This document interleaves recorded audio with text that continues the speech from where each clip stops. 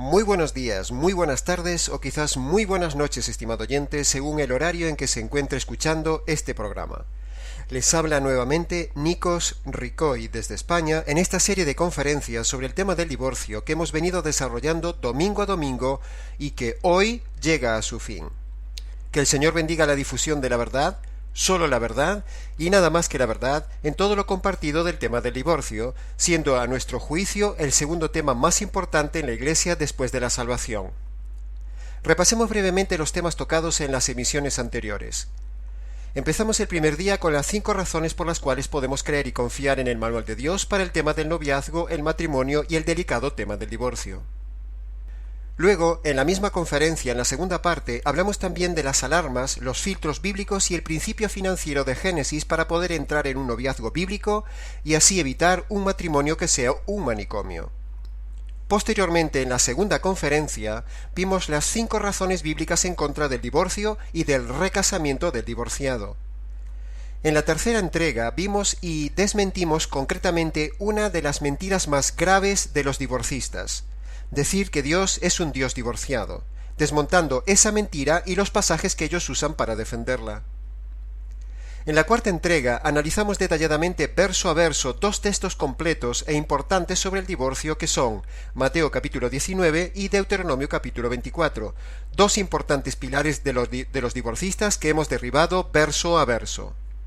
En la quinta y anterior conferencia vimos algunos ejemplos de casos y situaciones de divorcio y qué hacer en tales circunstancias según dice la Biblia. Estos ejemplos y temas que dimos los hemos sacado de la recopilación de nuestra propia consejería pastoral en todos estos años. Para cualquier consulta, comentario, preguntas y demás, por favor sigan escribiendo a nikos@gmx.es. O si quieren repasar algún tema, por favor solicitarlo a la radio o entren en nuestro canal de YouTube Nikos Ricoy.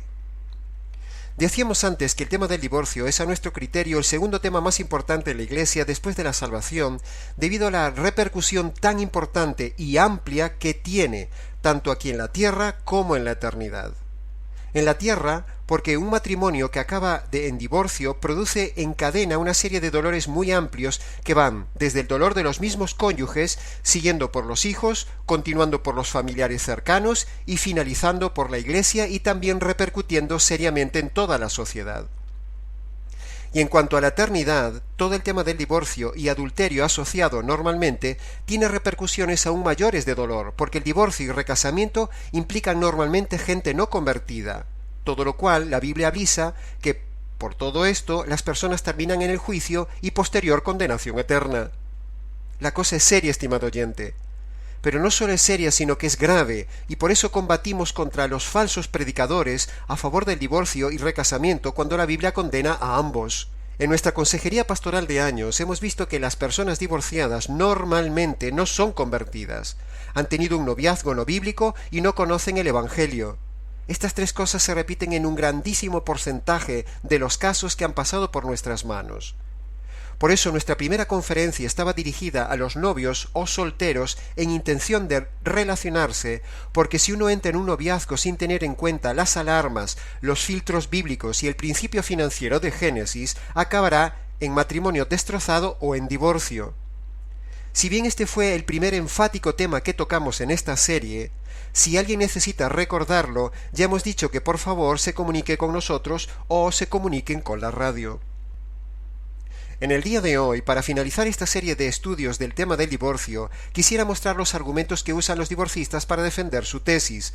Si bien a lo largo de estos domingos, varios de esos argumentos los hemos ya esgrimido. Sin embargo, hoy, a modo de resumen, y añadiendo otros en una sola conferencia final, cerraremos esta serie tapándole la boca a los pastores que llevan a la gente a la condenación, bien por abrir una puerta llamada divorcio, o bien por la puerta del recasamiento.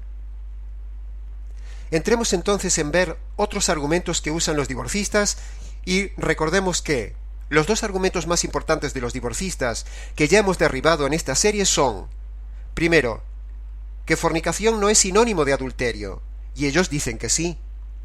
Segundo, que Dios no es un Dios divorciado, y ellos dicen que sí.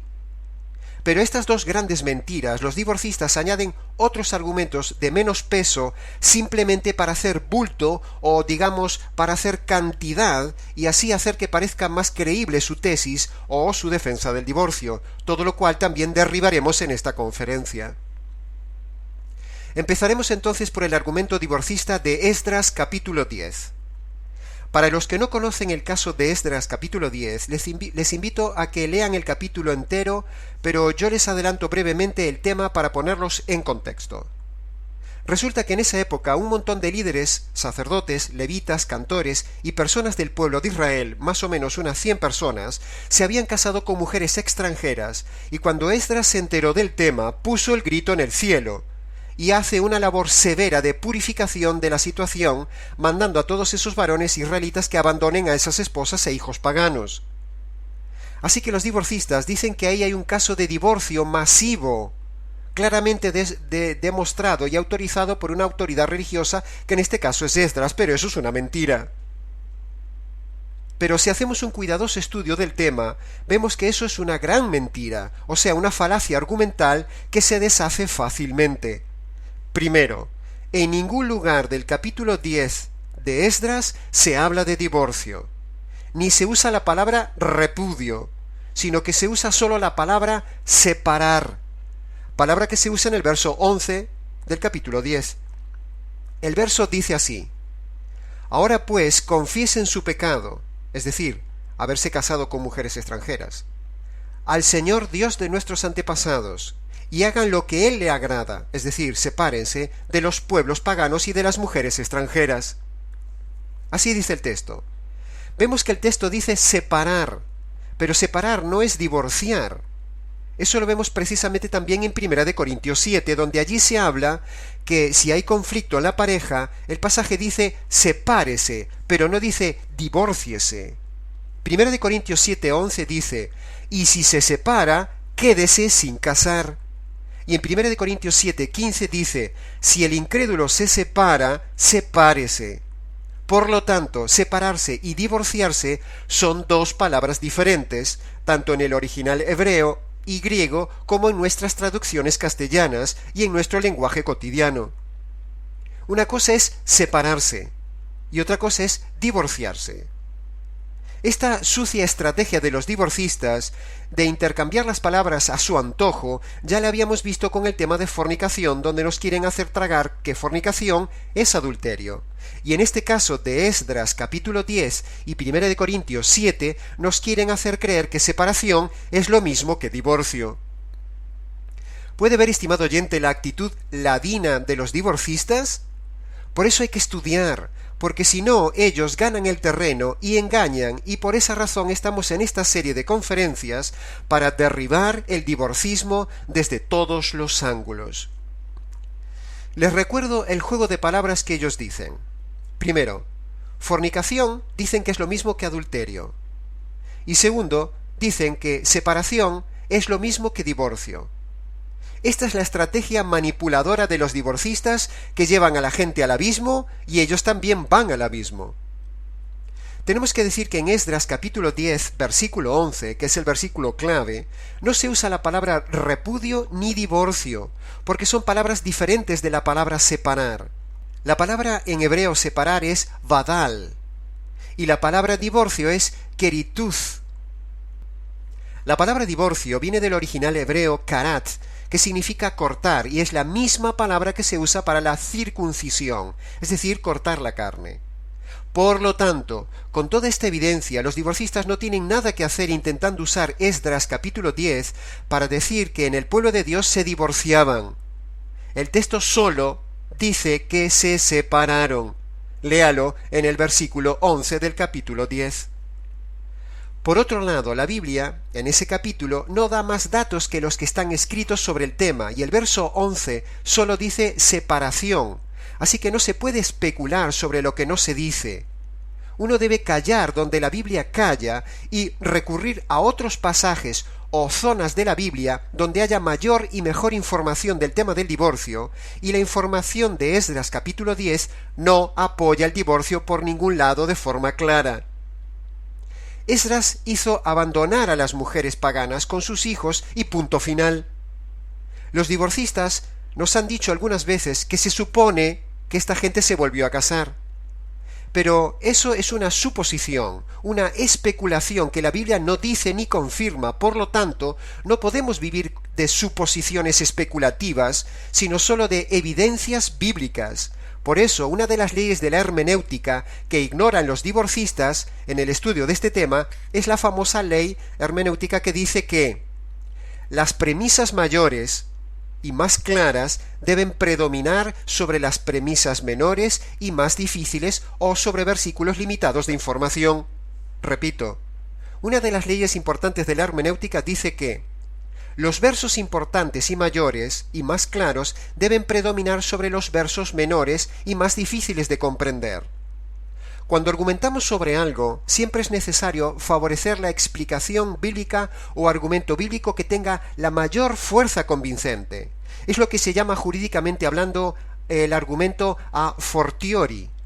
La explicación a fortiori siempre tiende a inclinarse hacia lo que explique las cosas de forma aún más claras, aún mejor dichas, en mayor grado de aclaración, en mayor medida o en forma más abundante y con mayor razones. Por otro lado, al final del capítulo vemos que la cantidad de personas casadas con mujeres paganas era una cantidad muy grande, más o menos 100 personas, más de 100 personas. Así que probablemente esta medida tan drástica tomada por Esdras se debió a dos razones. Primero, porque el pueblo estaba en pecado y debían confesarlo como dice el versículo 11. Confiesen su pecado, es decir, haberse casado con mujeres extranjeras. Confiesen su pecado al Señor Dios de nuestros antepasados. La segunda razón era para preservar la pureza de la estirpe del pueblo de Dios, porque tanta cantidad de matrimonios con paganos afectaría la pureza de la identidad y la raza judía. Esto que decimos de que Esdras estaba purificando el pueblo y evitando que la estirpe se contaminara con paganos, queda confirmado y lo vemos claramente en el caso de Israel, reino del norte, donde Dios desechó a los samaritanos por estar mezclados con gentes de Asiria, cuando fue la invasión de Asiria a Palestina en el año 721 a.C. Recordemos que los asirios, cuando invadieron el reino del norte en el año 721, dejaron allí multitud de gente habitando en medio del pueblo de Dios que se mezclaron con los judíos que habían quedado y no habían sido deportados a Asiria, y así se mezclaron asirios y judíos, y así es como se formaron los famosos samaritanos. Por eso los judíos no se trataban con los samaritanos, como lo vemos allí en Juan capítulo 4, porque los samaritanos era una mezcla de judíos con paganos, en este caso asirios, y los consideraron impuros de raza, por no ser de la estirpe pura del pueblo elegido, sino una mezcla con los paganos asirios, como ya hemos dicho. Eso eran los samaritanos, una mezcla de judíos y asirios. Esto es lo que estaba impidiendo Esdras que volviera a suceder, es decir, que no se mezclara el pueblo con los paganos y sucediera lo mismo que en Segunda de Reyes capítulo 17, donde, como vimos en la tercera conferencia, que los asirios se mezclaron con los judíos y ahí salieron los samaritanos, como ya hemos dicho, hasta el día de hoy. En Esdras capítulo 4, versículo 1, vemos como en la reconstrucción del templo de Jerusalén, los samaritanos pidieron participar en la reconstrucción del templo, y las autoridades judías no se lo permitieron por ser precisamente una mezcla de paganos y judíos, como dice el versículo 3 de Esdras capítulo 4. Veamos lo que dice el texto. Esdras, capítulo 4, versículo 3. Dice así: No podemos permitir que ustedes se unan a nosotros en la reconstrucción del templo de nuestro Dios. Solo nosotros podemos encargarnos de reedificar el templo para el Señor Dios de Israel. Ahí se confirma lo que estábamos diciendo. Sin embargo, tenemos que decir que en casos individuales, repito, en casos individuales de paganos convertidos y casados con personas del pueblo de Dios, no se ve el mandato de separación. Por ejemplo, lo vemos en el caso de Rahab, la ramera de Jericó, que forma parte incluso de la genealogía del Mesías. Y también vemos el caso de Ruth, la moabita, que fue la abuela de David, entre otros varios casos, porque los casos individuales no afectan la estirpe nacional, y esas personas, aparte, se convirtieron al pueblo de Dios. Por eso creemos que Esdras estaba purificando la raza judía, impidiendo que la raza judía se mezclara con la pagana, y por eso mandó separar a los judíos. Ahí en Esdras capítulo 10. Si contamos los varones que se habían casado con extranjeras, entre los versículos 18 y 43 del capítulo 10, sacamos allí una lista de más de 100 varones, como ya hemos dicho, que pertenecían tanto al sacerdocio, como a los levitas, como al pueblo en general. Por lo tanto, todas las capas del pueblo estarían contaminadas, y se contaminarían desde lo más sagrado, los sacerdotes, hasta el resto del pueblo. Era lógico que Esdras tomara tan drástica medida, pero nada de esto apoya el divorcio, que es lo que pretenden los divorcistas. Es necesario explicar todo esto, que nos hemos extendido tanto, para que los divorcistas vean que no somos tontos ni ignorantes como ellos lo son. Conclusión. Esdras capítulo 10 tampoco es argumento contundente para los divorcistas, porque el tema contextual central del capítulo 10 de Esdras no es el divorcio, ni tampoco se habla de divorcio, sino de solamente separación y de pureza de la estirpe judía. Por lo tanto, argumento derribado. Los divorcistas son mentirosos. Pasemos a otro argumento. Como ya hemos dicho, y ustedes recuerdan, los divorcistas dicen que en Mateo 5:32 y 19:9, en la famosa excepción de Jesús sobre el divorcio, dicen que fornicación es lo mismo que adulterio. Eso ya lo habíamos visto. Ese argumento está ya derribado en la segunda y cuarta conferencia, pero no contentos los divorcistas con ese estacazo que le hemos dado, en su retorcimiento por levantar la cabeza como una serpiente desafiante, los divorcistas entonces pretenden derribarlos diciendo que en el Antiguo Testamento, allí sí fornicación y adulterio sí son sinónimos, o que equivalen a lo mismo. Pero cuanto más pretenden escapar de sus arenas movedizas, más se hunden los divorcistas. Podríamos empezar derribando este absurdo argumento basado en el Antiguo Testamento de que fornicación para ellos es igual que adulterio, preguntándoles: señores divorcistas, si fornicación es igual que adulterio en el Antiguo Testamento, como ustedes dicen, entonces preguntamos, ¿podríamos entonces cambiar la palabra adulterio en el 7º mandamiento de la ley de Dios? Y en lugar de decir no cometerás adulterio, señores divorcistas, ¿podríamos cambiarlo y decir ¿no cometerás fornicación?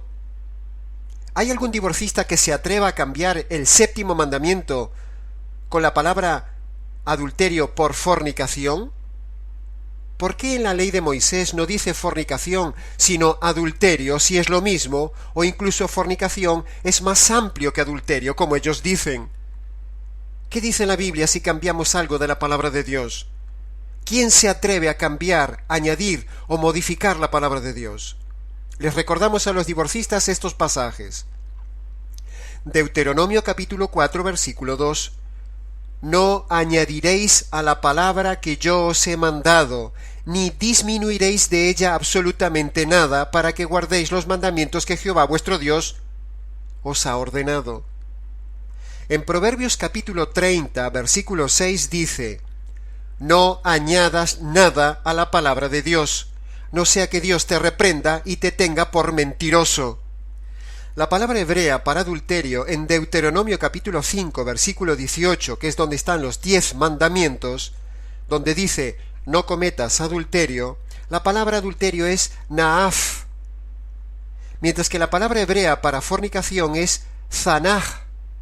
Por lo tanto, hasta un niño entiende la manipulación de los divorcistas. Y es que ellos se esfuerzan de 1000 formas para tratar de decir que fornicación es igual que adulterio, para luego entonces poder usar la excepción de Mateo 19:9, donde dice que el divorcio es posible por causa de fornicación, pero como ya hemos dicho en estas conferencias, fornicación no es adulterio, sino entre otros casos se refiere solo a uniones inválidas, tipo incesto, bigamia o uniones homosexuales. Pero los divorcistas no entienden eso. Por eso ellos necesitan forzadamente encontrar algún argumento donde poder agarrarse para demostrar que fornicación y adulterio es lo mismo, para entonces luego catapultarse hacia Mateo 19:9 y entonces decir, como Jesús dice que es por causa de la excepción de fornicación, como fornicación es adulterio, pues ya está, la gente puede divorciarse por causa de adulterio, lo cual es una gran mentira y una gran manipulación. En nuestra lucha constante con los divorcistas, en los debates, hemos encontrado frases como la siguiente que destacamos a continuación. Los divorcistas dicen: el acto del adulterio también contiene en sí un acto de fornicación. Repito, el acto del adulterio también contiene en sí un acto de fornicación, dicen ellos, no nosotros. Otra frase que me ha dicho un divorcista: hay algo en el acto de fornicación que puede también ser un acto de adulterio. Repito, hay algo en el acto de la fornicación que puede también ser un acto de adulterio, dicen ellos. Una tercera frase que me ha dicho un divorcista famoso: fornicación significa primero cometer adulterio. La vuelvo a repetir. Fornicación significa primero cometer adulterio, dicen ellos. Esto lo dicen algunos famosos divorcistas que andan por la red en Internet, contra los cuales hemos debatido, diciendo ellos que las personas casadas también cometen fornicación, porque adulterio es una variable de fornicación, dicen ellos. Pero ese argumento se deshace fácilmente, porque cuando vemos montones de pasajes en el Antiguo Testamento donde la palabra fornicación aparece al lado de adulterio, vemos dos cosas. Primera, y es que adulterio y fornicación aparecen como dos palabras diferentes en los manuscritos. Ya hemos dicho que adulterio aparece como naaf, mientras que la palabra fornicación aparece como zanah. Por lo tanto, si el Espíritu Santo usa dos palabras diferentes, es por sentido común que son dos acciones diferentes, dos significados diferentes y no la misma cosa como dicen los divorcistas. La segunda razón es que gramaticalmente estas palabras están en los versículos separadas unas veces por la conjunción y, es decir, la y, que gramaticalmente hablando siempre implica algo diferente o implica también suma de elementos, o las palabras adulterio y fornicación están separadas por una coma, lo cual implica lo mismo que con una y, es decir, implica algo diferente e implica suma de elementos. Por ejemplo, expliquemos todo esto con este siguiente ejemplo. Si yo digo, he comido frutas y verduras, es como si dijera, he comido frutas más verduras. Son dos elementos diferentes que he comido. Están separados por la y, porque son diferentes. Por ejemplo, si dijera, he comido carnes, pescados, frutas, verduras y dulces.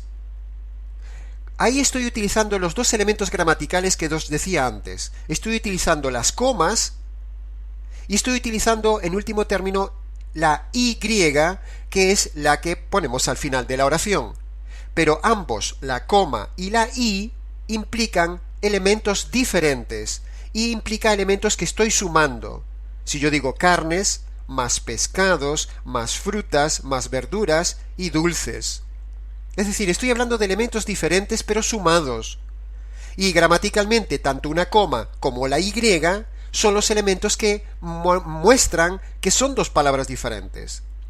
De la misma manera con las palabras fornicación y adulterio. Cuando aparecen en el Antiguo Testamento con la letra I o con coma, es porque están apareciendo como algo diferente. Vemos que aparecen separadas, bien por la conjunción y o por una coma. Veamos entonces ejemplos que apoyan esto que decimos, con versículos, de que fornicación no es lo mismo que adulterio en el Antiguo Testamento. Por ejemplo, Jeremías capítulo 13, versículo 27. Allí dice, está hablando Jeremías reprochándole al pueblo de Dios, y le dice, tus adulterios, coma, tus relinchos, coma, tu fornicación, coma, tus abominaciones. ¡Ay de ti, Jerusalén! Aquí vemos que adulterio está separada de la palabra fornicación por la palabra relinchos, y aparte por 2 comas. Por lo tanto, no es la misma cosa que fornicación. Hasta un niño de escuela lo entiende, pero no los divorcistas. Otro ejemplo. Vayamos a Oseas capítulo 2, versículo 2. Allí, el versículo es un poco largo, pero en la parte central del versículo dice: sus fornicaciones y sus adulterios. En Oseas capítulo 4, versículo 13, dice la misma idea. Oseas está reprochando al pueblo de Dios y dice: por lo tanto, vuestras hijas fornicarán y adulterarán vuestras nueras. Ahí vemos que una hija no es lo mismo que una nuera, y fornicación no es lo mismo que adulterio. Y ambos conceptos, ambos grupos de conceptos, están separados por la conjunción gramatical y, que implica cosas diferentes. En Isaías capítulo 57, versículo 3, tenemos un tercer ejemplo. Isaías está reprochando al pueblo de Dios y dice así: mas vosotros, generación del adúltero y de la fornicaria.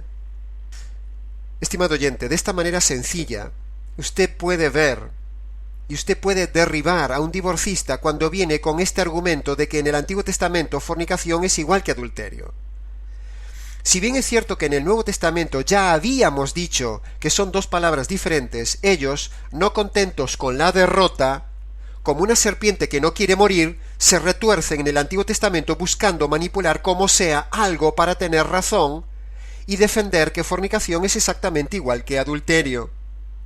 Para así entonces, como ya hemos dicho, ir a Mateo capítulo 19, versículo 9 y decir que cuando Jesús dice, excepto en caso de fornicación, esa sería la única excepción para divorcio, ellos dicen, ¿veis? Fornicación es exactamente igual que adulterio en el Antiguo Testamento. Por lo tanto, uno puede divorciarse por adulterio y volver a recasarse, lo cual es una mentira.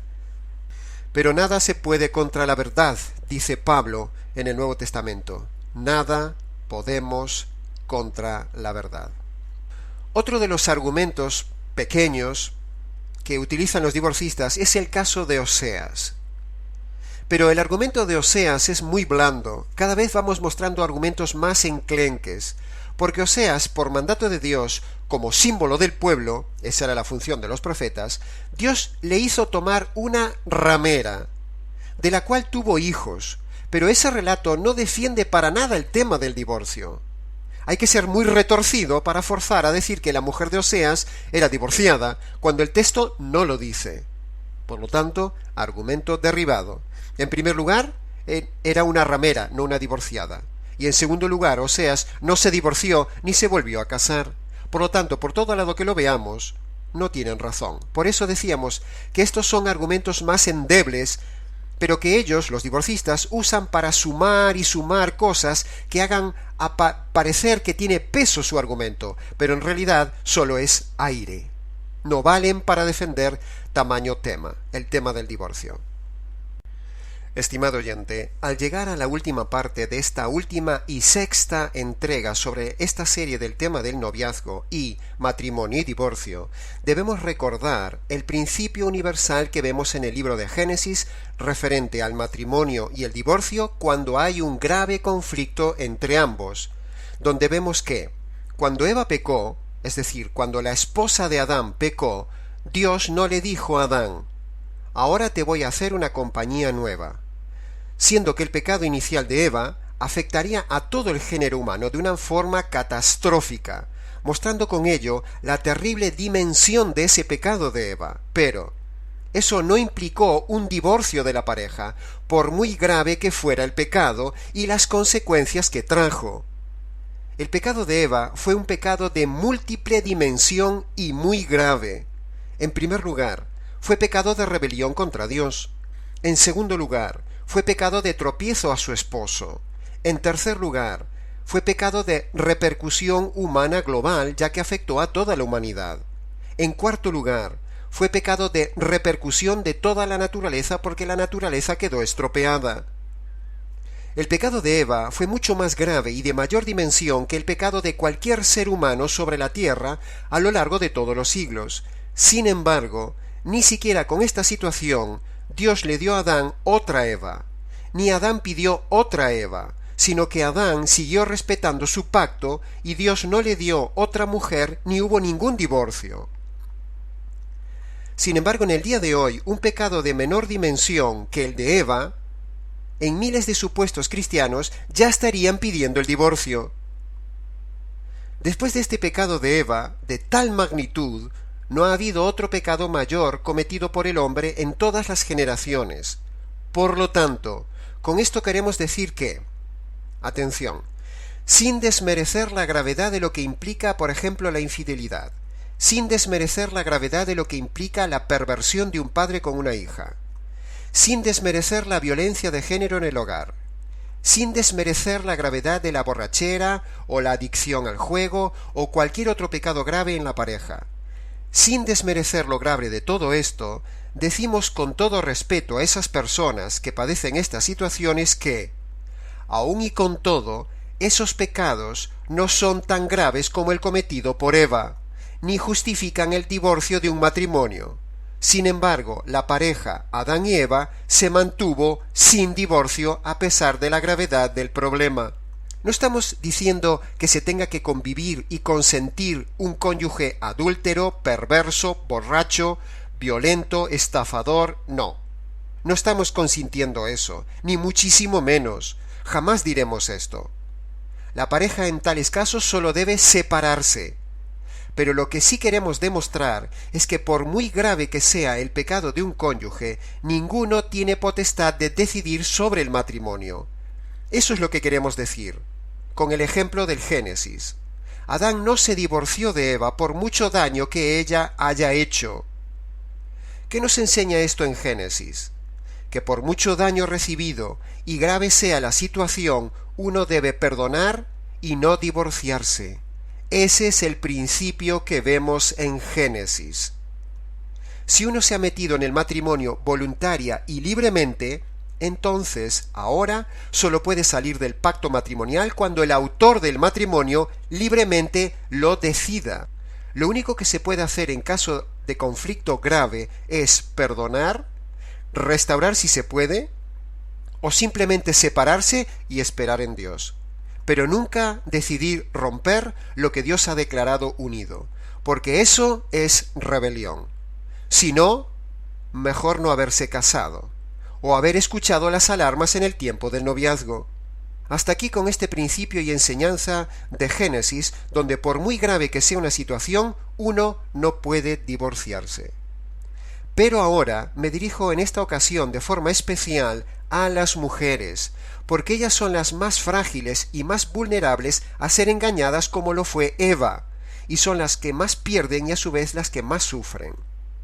Las mujeres han recibido la herencia de Eva, y eso lo han visto mis ojos en la consejería pastoral 1000 veces, innumerables casos de mujeres engañadas por las promesas y las palabras bonitas de los astutos hombres que, siguiendo el principio del enemigo, engañan a la mujer. Por eso es muy importante, estimada oyente, que tengas muy en cuenta, que seas muy sensible a las alarmas innatas que Dios dio y a los filtros bíblicos que Dios te da en su palabra, para no ser engañadas por las palabras bonitas de los hombres. Las mujeres, al ser muy emocionales, necesitan ser más racionales, y para ello Dios les ha dado la razón y la palabra de Dios. Cuando veas que en una relación, estimado oyente, algo no funciona, por muy pequeño que sea, escapa de esa relación o pagarás un altísimo precio, el precio de tu vida deshecha. Porque como dice la palabra, lo pequeño que no funciona, en lo mayor tampoco funcionará. Así que si en el noviazgo notas algo que es como una grieta en la relación, esa grieta acabará rompiendo y las impetuosas aguas de esa presa te matarán. Por eso quiero terminar esta conferencia y la serie dirigiéndome a las mujeres para que no repitan el ejemplo de Eva y para que no sean engañadas. Nuestra consejería pastoral va mayormente dirigida a las mujeres, porque las mujeres son las que mayormente, en altísimo porcentaje, son las que deciden aceptar la propuesta matrimonial del varón. Claro que hay mínimas excepciones donde la mujer le propone matrimonio al varón, pero son muy pocas, y no es lo normal. Lo normal es que el varón pida a la dama el casarse con ella. Por eso, estimadas mujeres, al ser vosotras las que dais la última palabra de aceptar o no la propuesta de matrimonio, es por esa razón que recae sobre vosotras la responsabilidad mayor de lo que suceda en el matrimonio. Cuando la mujer dice que sí a una propuesta de matrimonio, es ella la que asume la responsabilidad final.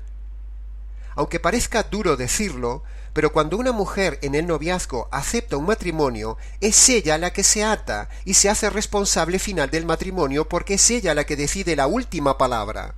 Y por eso es mayormente necesario ayudar y proteger a la mujer para que no sea engañada. El varón pide y la dama decide. El varón corteja y la dama acepta, o no.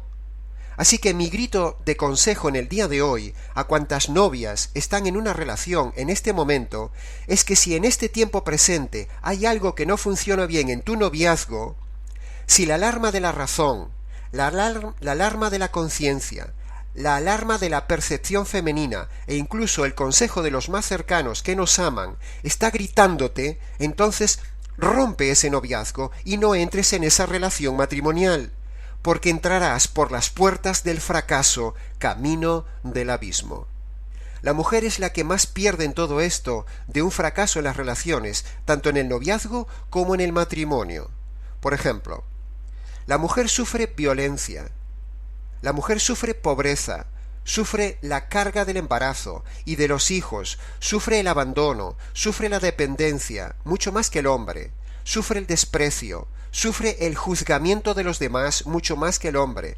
Por lo tanto, la mujer sufre mucho más.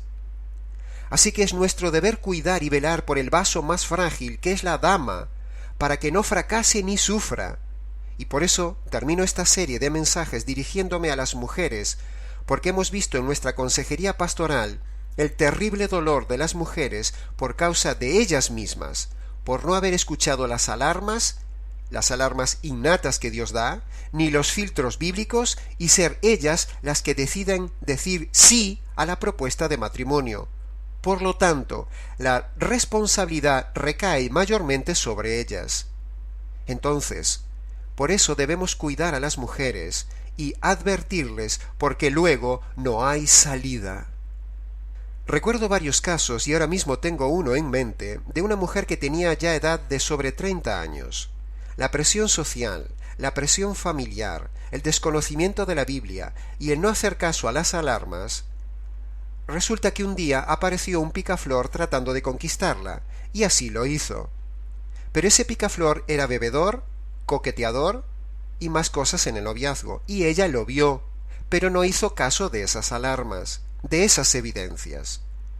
Ella pensó que lo cambiaría una vez estando casada, así que ignoró las alarmas y se casó. Al poco tiempo, él se fue con otra y llegaba borracho a casa. Como este caso, hay 1000. Llegó entonces ella a nuestra consejería, analizamos el noviazgo y vimos que se había saltado las alarmas y ahora estaba atada de por vida con problemas con los hijos por la disputa del esposo y 1000 desgracias más. Podríamos estar aquí contando historias anónimas de casos de mujeres casadas con todo tipo de hombres que las engañaron con palabras bonitas, a pesar de que ellas veían claramente las 4 alarmas que Dios da para evitar el fracaso: el razonamiento, la conciencia, el consejo de los más cercanos y la percepción femenina.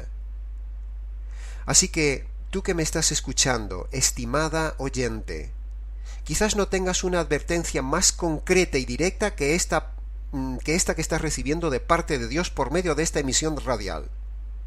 Si estás en un noviazgo donde han saltado las alarmas y no hay paz, es mejor estar sola que abandonada en miseria y también mal acompañada.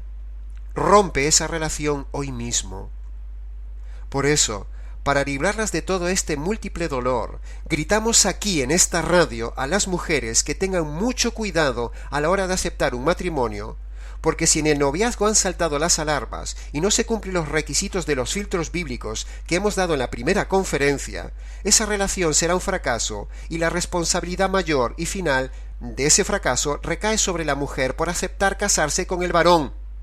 Por eso, para librarlas de todo este múltiple dolor, gritamos aquí en esta radio a las mujeres que tengan mucho cuidado a la hora de aceptar un matrimonio, porque si en el noviazgo han saltado las alarmas y no se cumplen los requisitos de los filtros bíblicos que hemos dado en la primera conferencia, esa relación de noviazgo luego será un fracaso y la responsabilidad mayor y final del fracaso matrimonial recae sobre la mujer por aceptar casarse con el varón que ha estado demostrando en el noviazgo que no era el idóneo.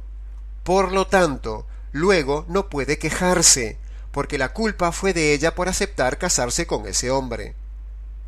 Aunque parezca duro decirlo, es así. La mayor y última responsabilidad la tiene la mujer, por eso merece mayor cuidado de nuestra parte. El diablo y el hombre se han enzarzado en destrozar a la mujer durante todos los siglos. Por lo tanto, es necesario defenderla, orientarla, enseñarla y protegerla para que no sea engañada por las palabras bonitas del hombre. Desde el inicio de los siglos, la mayor debilidad de la mujer es el oído. Sucedió en Génesis con Eva y sigue sucediendo en el día de hoy. El hombre engaña a la mujer, la seduce, se aprovecha de ella por las palabras bonitas y luego la abandona y ella sufre más que nadie. En montones de encuentros de consejería pastoral, hemos visto que la causa de la ruina matrimonial es porque ellas vieron en el noviazgo que las cosas no funcionaban, y a pesar de eso dijeron, sí acepto. Entonces, ahora no pueden quejarse. Por eso queremos proteger mayormente a la mujer, porque es la parte más frágil y más fácilmente engañable. Porque es ella la que acepta y da la última palabra con el sí acepto casarme, y porque es ella la más perjudicada posteriormente con los embarazos, la carga de los hijos y todas esas circunstancias y consecuencias nefastas. Por todo esto, quiero cerrar esta serie hablándole a las modernas Evas, para que no entren en una relación pasional ni emocional, sino que entren en una relación racional y bíblica. Solo esto es lo que perdura. Las emociones ya vendrán luego. Las emociones y la pasión no deben ser ni deben regir la relación, sino la razón y la verdad bíblica, tal como dijimos en la primera conferencia. Estimado oyente, hasta aquí esta serie de 6 encuentros relatada con todo el corazón, en base a nuestra propia experiencia directa en la consejería pastoral y tremendamente identificados con el maravilloso diseño del matrimonio. Pero para que el matrimonio funcione, debe ser hecho desde la conversión de ambos, y para que haya conversión es necesario el Evangelio verdadero, el cual es poder de Dios para vivir el verdadero matrimonio.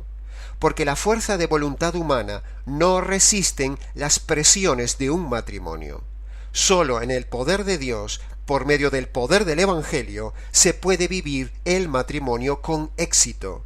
Y ese Evangelio verdadero es el que cierra esta conferencia.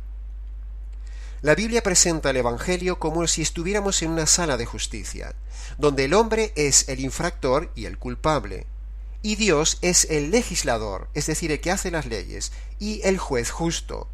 Por lo tanto, el verdadero Evangelio consiste en presentar a los hombres 2 noticias bajo un aspecto jurídico. La primera y mala noticia jurídica es que el hombre está totalmente condenado. Primero, por los pecados que comete diariamente, es decir, por lo que hace. Y también está condenado por tener una naturaleza mala, es decir, por lo que el hombre es malo. Pero por otro lado, el hombre enfrente tiene a Dios, que es un juez justo y santo. Por lo tanto, como Dios es así, Dios debe aplicar su justicia sobre los pecados del hombre, y también debe descargar la ira, o sea, el castigo que producen los pecados del hombre. Entonces, con todo esto que hemos dicho, el hombre frente a Dios tiene un grave problema. La justicia, el juicio y la ira de Dios están sobre él. Entonces, ¿cómo librarse de esta situación? Porque los pecados demandan justicia. Por lo tanto, si la justicia cae sobre el pecador cuando éste muere, entonces está perdido. Pero si la justicia cae sobre otro, entonces hay esperanza. Segundo, la buena noticia jurídica es precisamente que la justicia cayó sobre otro. En la cruz, el Padre descarga la ira eterna sobre su Hijo Jesús para satisfacer su justicia eterna. Justicia e ira que uno mismo merece recibir en la condenación eterna. Entonces, cuando el Padre castiga y mata a su Hijo en lugar del pecador, de esta manera se cancela la justicia divina contra el hombre y se retira la ira de Dios sobre el hombre. En conclusión, Dios pone dos condiciones. Dios manda ahora a todo hombre que, primero, se arrepienta, es decir, reconozca y abandone sus pecados y reconozca su naturaleza mala. Y por otro lado, la segunda condición que Dios pone es que crea y confíe en la obra de justicia hecha en la cruz, es decir, la buena noticia. Cuando el hombre se arrepiente de sus pecados y pone su fe en la justicia hecha en la cruz, entonces Dios lo declara totalmente perdonado de sus pecados y totalmente reconciliado con Dios. Por lo tanto, ahora sí, el hombre puede entrar en la gloria de Dios si el hombre cumple estas dos condiciones. La resurrección de Jesús es la evidencia de que Jesús nunca pecó y que Dios aceptó este sacrificio perfecto a favor del hombre pecador. La resurrección es el sello y el complemento de la buena noticia. Como la resurrección es vida y es poder sobre la muerte, la resurrección es la que le da vida y poder a este evangelio. Por lo tanto, cuando alguien se convierte por medio del evangelio verdadero, tiene vida y poder para vivir un matrimonio vivo, fresco y disfrutable. Entonces el matrimonio es una antesala del cielo y no una puerta al infierno. Que el Señor bendiga su palabra y ayude a cuantos lo necesitan. Por cualquier consulta, escriban a la radio o a nicos@gmx.es o entren en nuestro canal de YouTube, Nicos Ricoy. Les ha hablado en toda esta serie desde España, Nicos Ricoy.